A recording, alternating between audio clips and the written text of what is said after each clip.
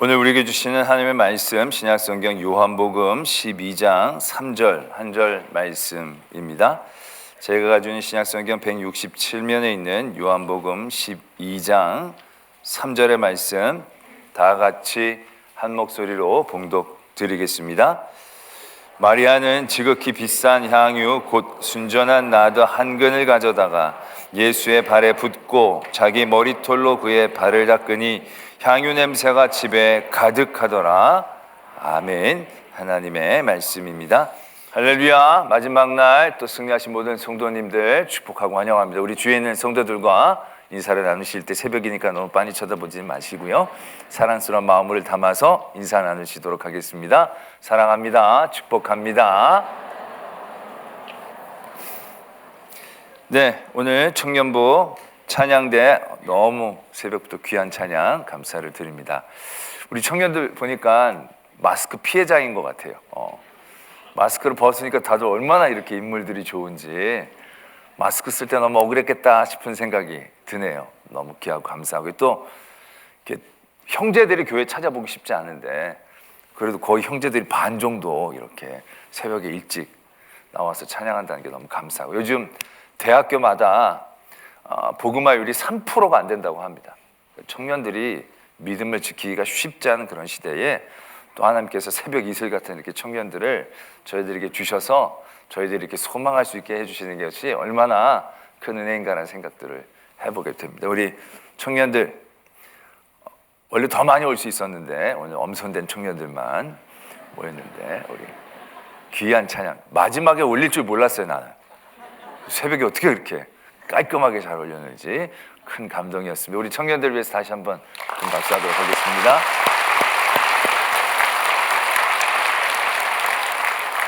네, 오늘 또 청년 일부 회장 기도 잘 해주셨고요. 또 우리 특별 새벽 집회 이번에 또 여러 가지로 또 수고를 많이 해주셨습니다. 우리 특별히 여전도회가 또 7층에서 또 설거지도 해주시고 배식도 해주시고 또 여러 가지 애써 주셨고, 카페 사역부도 또 우리는 아침만 먹는 거지 알지만 그걸 위해서 또 준비를 굉장히 많이 하셔야 됩니다. 특별히 오늘 그 토스트를 준비하기 위해서, 버터를 준비하기 위해서 온 서울을 다 뒤졌다고 합니다. 버터가 옛날같이 좋은 게 없어가지고, 그래가지고 진한 버터보다 엄청 비싼 버터를, 그러나 여러분들 건강을 생각해서 유기농으로 준비를 했습니다. 오늘 토스트 한 번씩 드셔보시는데 버터를 두껍게 바르면 안 됩니다. 있는 듯 없는 듯 발라야 맛있습니다. 좋은 거라고 막 쳐바르지 마시고 살짝 발라서 드시면 아주 맛있을 겁니다. 우리 오늘 7층 국도 아주 사고를 엄청 꽈가지고 아주 맛있게 준비를 했습니다. 우리 뭐 다 축제처럼 지금 드려지는 찬양이니까 오늘 집에 일찍 갈 생각 하지 마시고 오늘 지하 4층 차 일찍 안 빼도 되니까요, 교회에서 밥도 먹었다가 토스트 먹었다가 또 밥 한 그릇 더 먹었다가 또 내려가서 기도도 열심히 하셨다가, 할렐루야. 또 우리 아이들 오늘 또 기도 제가 쫙 해드릴 터인데, 특별히 올해 시험을 앞두고 있는 친구들은 기도를 받을 때 먼저 얘기하고 있어요. 저 뭐 수험생입니다. 무슨 시험입니다. 그렇게 얘기를 해주시면 기도가 더 원활히 진행이 될 것 같습니다. 네, 또 우리 주차 차량 안내부, 또 우리 실내 안내부, 방송 영상, 또 내가 빼먹은 거 보이지 않는 곳에서 수고해 주신 모든 손길들 하나님께서 늘 기억해 주실 줄로 믿습니다. 또 제가 웬만하면 소개 안 해드렸는데 저희 특별 새벽 집회가 올해가 15년 차인데 한 번도 빼놓지 않고 우리 명성교회 여전도에서 늘 예배에 참석을 해주셨습니다. 오늘도 오신 것 같아요. 우리 장모님하고 매번 한 번도 안 빼놓고 오셨어요. 한 번도 소개를 못 드렸는데 오늘 저쪽에 어디 계실 것 같은데 한번 안 오셨어요 오늘? 설마? 오셨죠? 깜짝이야. 네, 우리 대표로 우리 어머님만 일어나세요. 우리 장모님만, 우리 명성교회 원로 목사님 사모님, 네, 15년 동안 개근하셨습니다. 네, 감사합니다. 네, 헌신, 즐거이 헌신하라는 말씀 우리 한 주일 동안 나누고 있습니다. 첫째 날 우리는 노아의 헌신을 기억했습니다. 노아의 헌신, 하나님께서 방주를 만들라는 헌신을 요구하셨죠. 그거는 고생이 아니었습니다. 그 헌신에 대한 요구는 생명이었습니다. 그리고 긍휼하심이었습니다. 노아를 살려주시기 위한 하나님의 마음이었다라는 얘기죠. 그 다음에 우리는 아브라함의 헌신에 대한 말씀을 나눴습니다. 아브라함에게 하나님은 많은 복을 주셨고 이삭을 바치라는 헌신을 요구하셨습니다. 굉장히 아프고 우리가 피하고 싶은 그런 헌신이었는데, 솔직히 따지고 보면 그 모든 헌신은 하나님께서 주신 것에 대한 인정이었다는 얘기죠. 이삭도 하나님이 주셨고 이삭을 드릴 수 있는 그 믿음, 아브라함이 과감하게 결단하고 이삭을 드리지 않습니까? 그 믿음도 그냥 아브라함이 그냥 덜커덕 가진 게 아니라 그 이전에 아비멜렉과 이스마엘을 통해서 하나님은 그런 믿음을 쫙 그에게 허락해 주셨다는 얘기죠. 그러니까 우리에게 주어지는 헌신에 대한 요구는 없는 걸 달라고 하시는 게 아니에요. 다 주신 걸 하나님의 것으로 인정하는 복된 자리임을 깨달아야 한다는 거죠. 모세의 헌신을 우리가 살펴보았습니다. 하나님이 엄청난 헌신을 모세에게 요구하시면서 네가 굉장한 큰 일을 하고 계획을 세우고 뭐 이러라고 시작하신 게 아니라는 거죠. 제일 처음 모세에게 하신 말씀은 그냥 신을 벗어라 라는 거예요. 우리는 헌신, 그러면 내가 뭘 해야 된다는 부담감에 우리가 눌릴 때가 많습니다. 그러나 하나님은 우리가 뭘 하라고 헌신하는 게 아니에요. 우리에게 내려놓으라고 얘기하시는 거죠. 내 뜻, 내 생각, 내 의지, 내 바람, 내 욕심, 그런 것들을 먼저 내려놓게 될 때 하나님 그런 내려놓음을 통하여 하나님의 채우심과 하나님의 복주심이 시작되어지는 것을 우리는 경험해야 한다는 것이죠. 어제 에스더의 말씀을 통해서 우리가 에스더의 헌신을 바라봤습니다. 죽으면 죽으리라 라는 헌신의 마음으로 나갔다는 얘기죠. 죽으라고 나간 길이 아니었다는 얘기죠. 우리가 그 뒤에 여러 가지 일들을 다 살펴보면 헌신은 기회예요. 기회. 하나님이 에스더를 복주시기 위해 기회를 주시는 거예요. 나가라. 죽을 수도 있는데 나가. 죽으라고 나가는 게 아니라 복주시기 위해 그 길을 내보내시는 거죠. 다니엘의 세 친구가 금신상 앞에 절하지 않는 그 자리, 헌신의 자리, 그러나 그 자리는 그 세 친구를 하나님이 높여주시기 위한 기회였어요. 다니엘이 사자굴에 들어갈 수밖에 없는 그런 위기, 그런 헌신의 자리, 다니엘 고생시키려고 한 게 아니라 다니엘의 대적을 그의 눈앞에서 멸하여 주시라는 하나님의 은혜의 기회였다는 사실들을 우리가 깨달았다는 얘기죠. 그래서 헌신은 우리가 굉장히 부담스럽고 어렵고 힘든 과정들이 아니라, 물론 그런 과정들이 첫 발자국은 되게 힘들고 어려워요. 내가 사자굴에 들어가는 첫 발자국은 정말 쉽지 않죠. 풀물불안으로 다가가는 한 걸음, 내가 왕 앞에 나가야 되는 한 걸음, 이제 어떻게 될지 알지 못하는 상황 가운데서 한 걸음 나아가는 그 내딛는 시간들은 굉장히 우리에게 고통스러운 시간일 겁니다. 쉽지 않은 시간일 겁니다. 그러나 우리는 그런 헌신을 요구하시는 하나님이 우리에게 갖고 계신 모든 섭리와 뜻을 신뢰해야 합니다. 주의 부르심, 우린 이해할 수 없지만 우린 그의 신실하심을 믿어야 한다는 거죠. 날 부르신 뜻, 내 생각보다도 날 향한 계획, 내 생각으로는 측량하지 못한다는 거죠. 그러나 가장 좋은 길로, 가장 완전한 길로 오늘도 날 이끄신 믿네, 이게 헌신의 복이다라는 것을 어제까지 살펴보았습니다. 오늘은 우리가 본 말씀에서도 읽었던 것처럼 마리아의 헌신을 한번 살펴보고자 합니다. 우리가 마리아가 예수님에게 향유를 붓는 그 사건입니다. 향유를 부었는데 이게 그냥 보통 향유가 아니라 지극히 비싼 향유였다는 거죠. 다른 복음서 이 밑에도 나오지만 300데나리온의 가치를 갖고 있는 그러한 향유였다는 것입니다. 요즘 가격으로 환산하자면 평범한 그러한 사람의 1년치 연봉에 가까운 것이죠. 한 3천만 원 정도라고 따지면 3천만 원짜리 향유인 거예요. 이 한 나드 한 그는 병마다 수치가 다르지만 대부분 우리가 먹는 500ml 생수, 그거보다 플러스 마이너스 100에서 150ml 정도 생각하면 딱 맞을 거라고 합니다. 그러니까 이런 향유 한 병이 3천만 원짜리라는 거예요. 요즘도 우리가 파는 그 향수, 그렇지? 향수도 꽤 비싸죠. 그러나 요만한 병에 3천만 원짜리 향수 본 적 있으세요? 없을 겁니다. 좋은 것도 몇십만 원 하지 몇백만 원짜리도 별로 없어요. 근데 향유 하나가 3천만 원짜리라는 거예요. 이게 얼마나 귀한 것이겠습니까? 또 이 마리아가, 마르다나 마리아나 나사로가 아주 부잣집 것 같아 보이지도 않는데 이 사람들이 그 3천만 원짜리 향유를 사다가 이걸 마련하려면 얼마나 많은 수고와 또 노력을 했겠습니까? 3천만 원짜리 향유예요. 근데 그걸 한 번에 그냥 붓는 겁니다. 여기 보면 발에다 부었는데 다른 복음서에 보면 머리에서부터 붓기 시작했다. 이제 이렇게 적혀 있죠. 뭐 발이건 머리건 간에 이건 이제 한 번에 부을 게 아닌 거예요.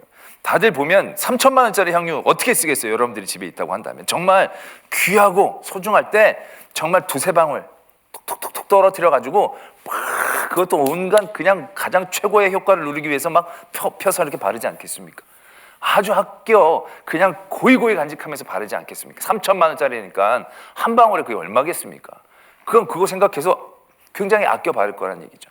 그런데 오늘 보면 그냥 깨가지고 그 병이 봉합되어 있는 걸 그냥 깨가지고 그냥 들이부은 거예요. 이 상황을 옆에 있던 많은 사람들이 보면 이해가 안 되는 거죠. 저거 어떻게 저렇게 쓰냐고. 아니 저걸 그 뒤에도 이제 가룟 유다지만 다른 제자들도 다 그런 생각, 아마 여러분들 듣고 계신 여러분들도 그런 생각이 지금 납득이 될 겁니다. 저걸 저렇게 쓸 필요가 있냐. 그냥 이거 예수님 이거 좋은 거라고 꼭 갖고 다니시면서 필요하실 때마다 쓰시라고. 이거 그냥 남한테 주시지도 마시고 꼭 예수님만 꼭 쓰시라고. 그러면서 이렇게 드려도 되잖아요. 그 귀한 건데. 그런데 그렇게 막 드리고 이런 게 아니에요. 그냥 거기서 막 깨가지고 막 들이붓는 거예요. 이거 500ml 안 되는데 들이부음을 받은 사람도 기분이 어떨지 의심스러운 그런 행동이라는 거죠. 들이붓는 거예요. 다른 사람들이 그거 가지고 굉장히 놀라죠. 굉장히 어떻게 보면 분개할 만큼 그 일들은 헛돼 보이는 그런 상황이다라는 얘기죠. 그런데 어떻습니까? 오늘 예수님은 그 여인의 행동들을 칭찬하고 계신다라는 것이죠. 우리는 이 여인의 모습을 통해서 우리의 헌신이 어떠한 모습을 가져야 하는지 깨닫게 됩니다. 우리의 헌신은요, 어떻게 보면 거룩한 낭비여야 한다는 얘기죠. 제자들이 가졌던 마음들, 되게 절약하고 가성비 있게 그 일들, 그 가치들을 써야 할 생각들을 갖고 있는 것을 보게 됩니다. 그러나 그들의 마음, 가성비 있는 마음, 그 절약하는 마음, 그건 어떻게 보면 부정한 마음인 거죠. 세속적인 마음인 거예요. 우리는 이 부정한 절약보다는 거룩한 낭비가 헌신의 모습이다라는 것에 대해서 분명히 깨달아야 한다는 거죠. 그러나 어떻게 보면 이게 너무 아깝죠, 진짜. 이거 뭐 헌신 좋은데 좀 더 좋은, 이게 더 효과적인 방법이 있지 않았을까라는 아쉬움들이 늘 우리에게 남아 있게 되어지는 거죠. 우리가 우리 나라의 첫 번째 개신교 순교자를 얘기할 때 이 토마스 선교사를 듭니다. 이 토마스 선교사님 보면 28에 우리나라에 와서 순교를 하는데 거의 땅을 밟자마자 죽은 거예요.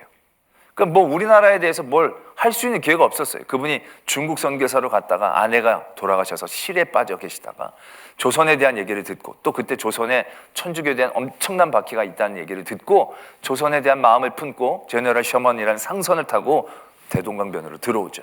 근데 그때 우리나라가 절대적으로 받지를 않죠. 그래서 서로 싸우다가 결국 이 배가 암초에 부딪혀서 움직이지 못하게 될 때 우리나라에서 화공을 씁니다.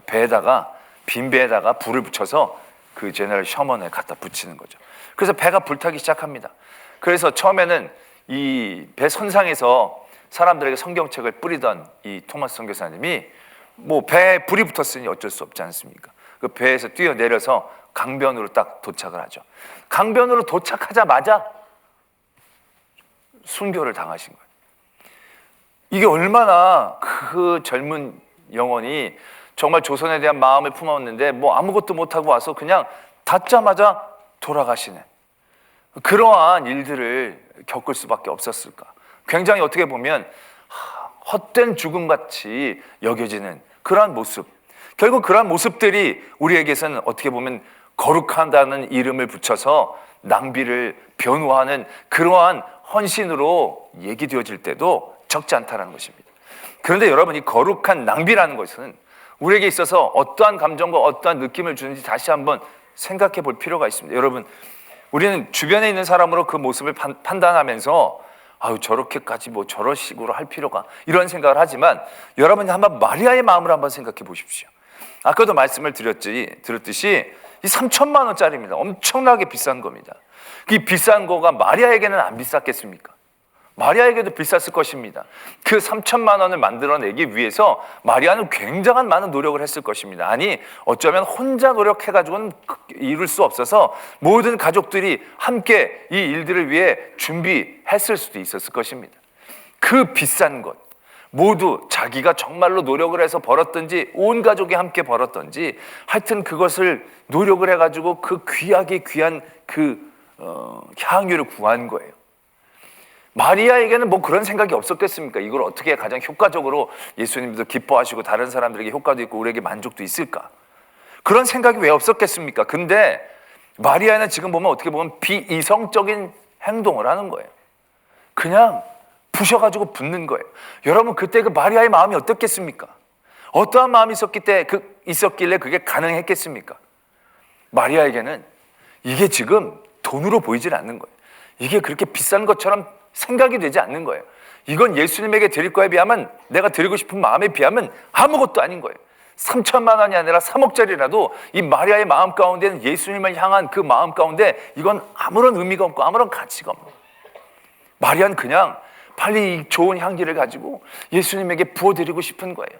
내 사랑을 표현하고 싶은 거예요. 이게 아깝거나 무슨 좀 효과적으로 그런 거 아니에요. 그냥 깨다가 부어다가 막 붓는 거예요.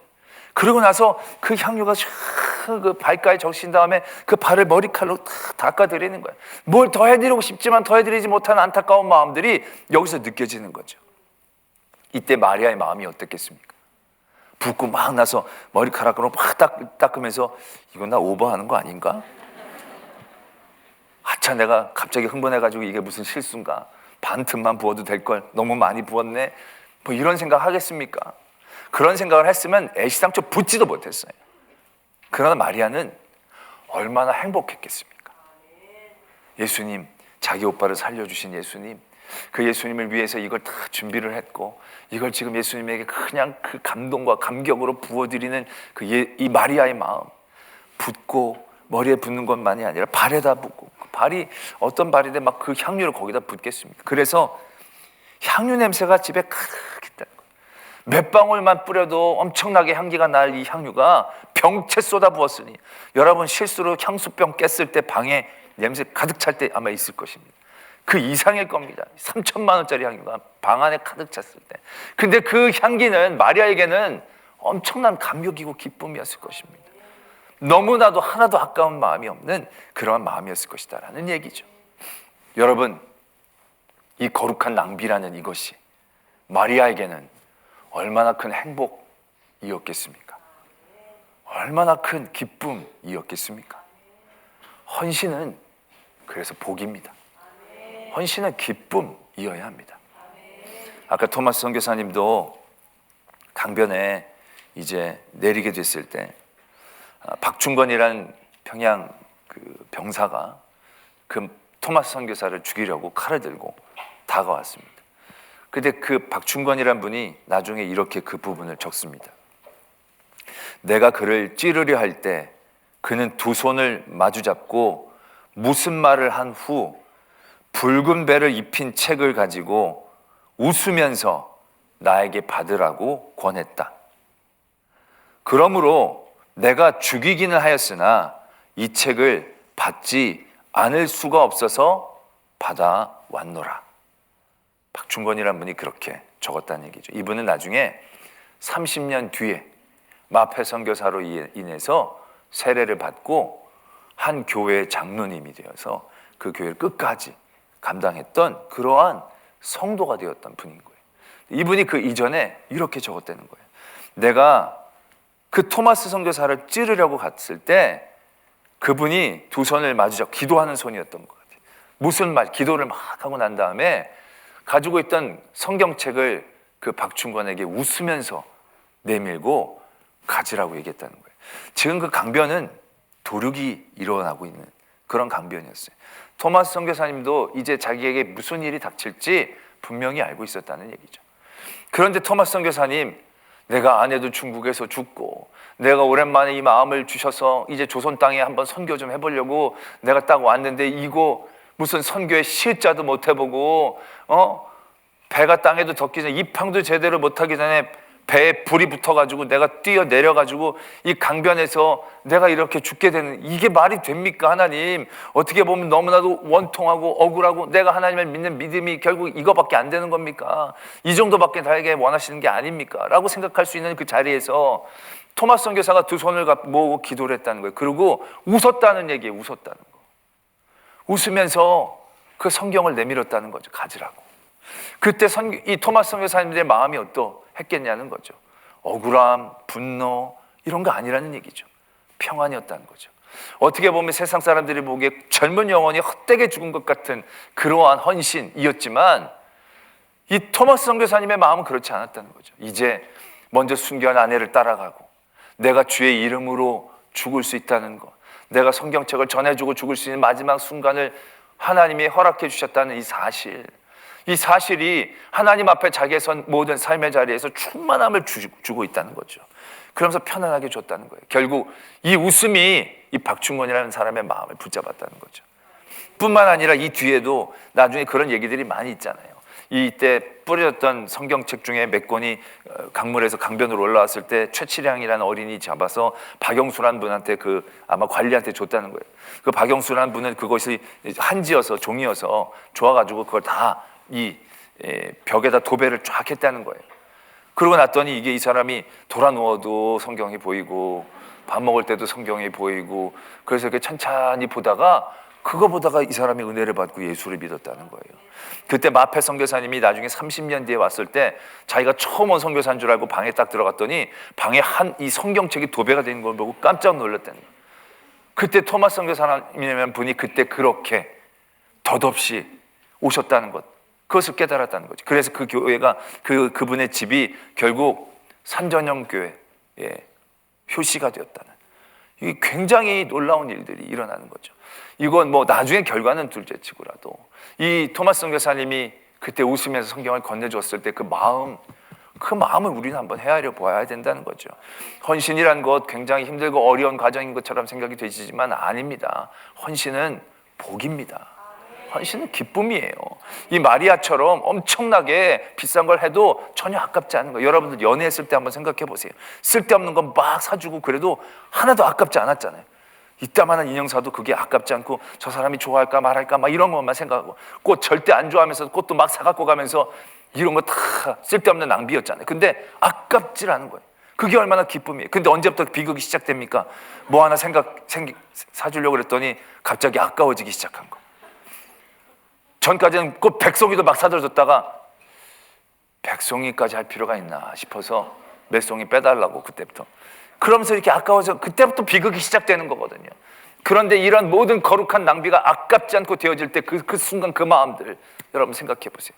여러분들 부모님들이 자녀에게 그 모든 먹이고 입히고 이거 다 어떻게 보면 낭비예요, 낭비. 하나도 되돌려받는 거 없잖아요. 그리고 되돌려받는 건 둘째치고라도 고맙다는 얘기라도 제대로 들으면서 하면 아깝지는 않겠어요. 그런데 죽어도 욕먹잖아요, 부모님. 밥 차려주고도 이게 뭐냐고, 반찬이 이게 뭐냐고, 합비 대주고도 더 없냐고, 막 이게 얼마나 어떻게 보면 낭비예요, 낭비. 쓸데없는 짓 하는 거죠. 근데 그것을 베풀어주는 부모님의 마음은 어떠한 마음입니까? 그 마음 자체가 복이잖아요. 풍성함이잖아요. 그 자녀에게 입히고 먹이고 그런 모든 과정들 내가 하나도 받을 수 있는 게 아니에요. 제가 다 쏟아붓는 거예요. 그런데 그러한 일들을 통해서 그 마음에 얻는 놀라운 은혜, 그건 다른 곳에서는 얻을 수 없는 거예요. 그 헌신, 거룩한 낭비가 절대로 아깝게 여기지 않고 그것을 해낼 수 있는 그 자리들. 그래서 우리는 이 헌신을 위해 기도해야 돼요. 우리의 헌신이 거룩한 낭비가 되기를. 그 거룩한 낭비가 아까워하면서도 뛰어넘어서 하는 것이 아니라 전혀 아깝게 여겨지지 않고 나를 위해서 오신 예수 그리스도를 위하여 그 그리스도를 사랑하는 이 마리아의 마음처럼 그냥 향유를 쏟아붓고 나서도 너무 마음으로 감격스러워서 머리카락으로 발을 닦고 싶어하는 마음까지 더 들어지는 그러한 마음, 그 행복, 그 기쁨, 그것이 헌신이 우리에게 주는 놀라운 복이다라는 사실들을 분명히 깨달아야 된다는 것입니다. 또 이 헌신은 그런 복만을 주는 게 아닙니다. 이 헌신은 우리에게 힘을 주고 능력을 주는 겁니다. 오늘 보면 예수님이 이렇게 얘기하시죠. 가만두어라. 그는 나의 장래날을 위해 그것을 간직하게 하라. 여기서는 이렇게 얘기하지만 다른 복음서에서는 더 말씀하시죠. 복음이 전하여지는 곳에 이 일들이 기억이 될 것이다 라고 말씀하시는 거예요.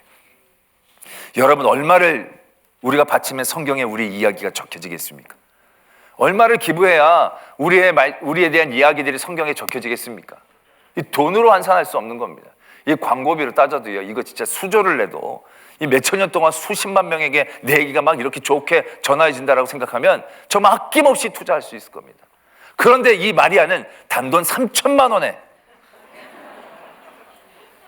3천만 원에 자기 이름이 복음, 그날까지 이게 적혀지는 거예요. 이거 장난 아니잖아. 이게 얼마나 대단한 일입니까? 이거 엄청난 투자입니다. 이거 완전히 대박난 거예요. 헌신은 복입니다. 헌신은 능력입니다. 예수님 늘 말씀을 드리지만 예수 그리스도의 능력은 어디에서 나타나는 것입니까? 우리를 향한 거룩한 낭비에서부터 시작이 되잖아요. 우리가 무엇인데 예수님이 자기 생명을 바쳐 구원할 만한 가치가 우리에게 있겠습니까? 모든 인류를 다 합쳐봐야 그 가치가 예수님에게 가당하기나 하겠습니까? 그냥 다 쓸어엎고 새로 만들어도 골백 번 더 좋은 영혼들, 인류들을 만들 수 있는 그 하나님이 왜 굳이 자기의 목숨을 버려 우리를 구원하려고 하시겠습니까? 어떻게 보면 이것만큼 역사적이고 가장 극심한 낭비가 아닐 수 없는 일이라는 거죠. 엄청난, 이것보다도 더 심한 낭비는 없을 것입니다. 이게 뭔데? 우리 때문에 예수님이 돌아가셔야 되느냐는 얘기죠. 그러나 여러분들 어떻습니까? 예수님이 우리를 이처럼 사랑하사 독생자를 주셨습니다. 그 사랑의 능력이 그 어떤 악한 괴계보다 강한 거죠. 어떤 지혜보다 지혜로운 겁니다. 때로는 미련하고 때로는 약해 보이지만 그 헌신이 그 어떤 힘도 깰 수 없는, 그 어떤 악한 것도 막을 수 없는 놀라운 능력이 되어졌다는 사실들을 우리는 분명히 기억해야 한다는 것이죠. 아까 토마스 선교사님도 결국 그 능력을 우리가 보는 거잖아요. 정말로 덧없이, 어떻게 보면 쓸모없이, 너무나도 낭비한 것 같지만 그것이 나중에 어떤 힘으로 나타나게 됩니까? 절대로 헛되지 않게 하시죠. 하나님 그 모든 것들로 가장 가치 있게 만들어주시는 역사가 그 헌신으로부터 일어나게 되는 것이죠. 또 우리가 집에서도 그렇지 않습니까? 집에서도 보면 요즘들 보면 남자 성도들이 별로 힘이 없어요. 집에서 그 힘도 세고 어떻게 뭐 경제력도 남자들이 있는데 보면 늘 엄마들이 뭔가 주도권을 갖고 있는 것 같아요. 제가 전에도 한번 말씀을 드렸잖아요. 여성교회는 어디 가자 그러면 결정이 빨리 나는데 남성교회는 한 단계 걸쳐야 결정이 난다고. 왜 그런지 모르겠어요. 근데 이유는 딱 나타나죠. 집이 누가 더 헌신했느냐가 그 사람의 능력인 거죠. 힘인 겁니다. 내가 아이들을 키울 때 얼마나 많이 헌신했는가, 그게 힘이고 능력입니다.